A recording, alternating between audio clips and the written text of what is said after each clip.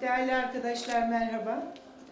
Sözlerime başlamadan önce bugün tüm İslam aleminin Miraç Kandilini kutluyorum. Tüm İslam alemine ve insanlık dünyasına hayırlar getirmesini diliyorum.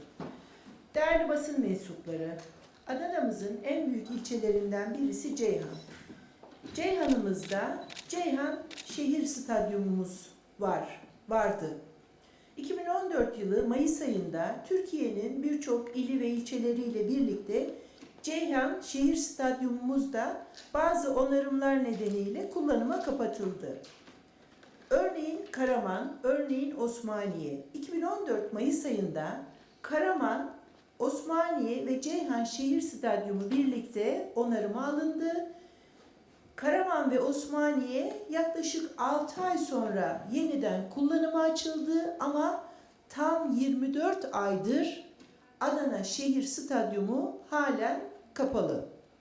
Ve Adana'da 4 tane de şehir stadyumunu kullanan Ceyhan'da takımımız var. Bunlardan birisi de Ceyhan Spor ve çok ciddi oranda da taraftarı olan Panzerler grubu var, dernekleri var.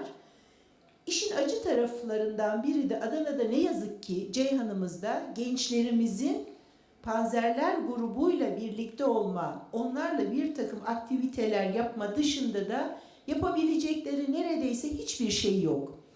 Adana bölgesinde gençlerimizin en büyük sıkıntılarından biri, ailelerin en büyük yaşadığı sorunlardan biri neredeyse ortaokul yaşına inen uyuşturucu kullanımı.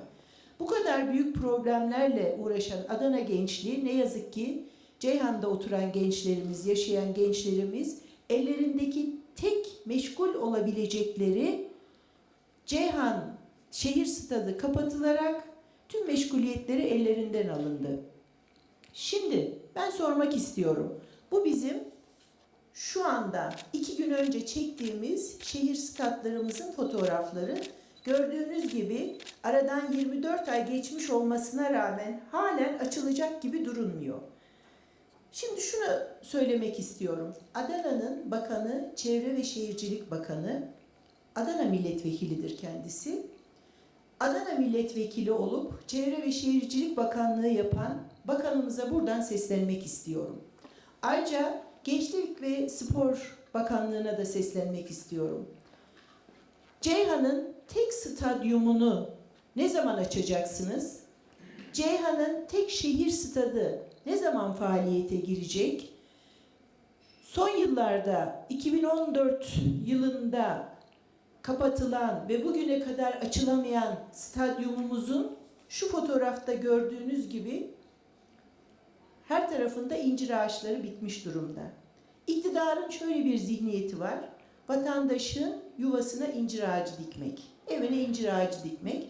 Sağ olsunlar vatandaşın evine incir ağacı diken bu iktidar, bu anlayış Adana Şehir Stadyumunu da incir ağacı bahçesine çevirmiş durumdalar.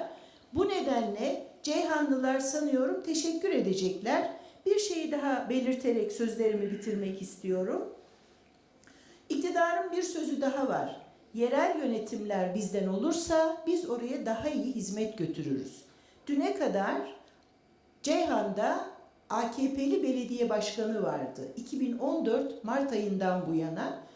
Yani iktidar AKP, yerel yönetim AKP ama hizmet alamayan bir Ceyhan söz konusu. Bunu tüm Ceyhan'ın ve Adana'nın da takdirlerini sunarken son sözüm şudur. Gençler hiç merak etmeyin, Cumhuriyet Halk Partisi'nin iktidarında hepiniz Türkiye çapında spor yapabilecek duruma geleceksiniz. Selam ve saygılarımla teşekkür ediyorum. Teşekkürler arkadaşlar. Kaydı sizden alırsak sonra kullanacağız. Tabii. Sağ olun. Kolay gelsin.